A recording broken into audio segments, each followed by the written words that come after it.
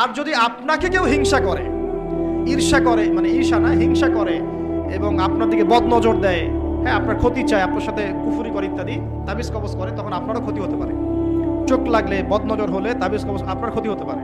আর এই ক্ষতি থেকে আপনি বাঁচবেন কিভাবে? এটা তো আপনার হাতে নাই, তাই না? কেউ যদি আপনাকে ঈর্ষা হিংসা করে, এটা তো আপনার হাতে নাই, আছে? নাই। একটা উপায় হচ্ছে মানুষের থেকে নিজেকে যত পারেন আড়াল করার চেষ্টা করেন। এই যে বারবার বলি না, এত শোডাউনের দরকার নাই, ফেসবুকের দরকার নাই, অনলাইনের এই যে ছবি টবি দরকার নাই, এমনি এমনি বলি না। আমরা চাই যে মানুষ থেকে যতটা পারি আড়াল হতে, যতটা সম্ভব, কারণ এখন তো এর চেয়ে বেশি কিছু পাচ্ছি না। এতে ক্ষতি আছে, মানুষের চোখ লাগে। এখন আপনি বাঁচবেন কিভাবে?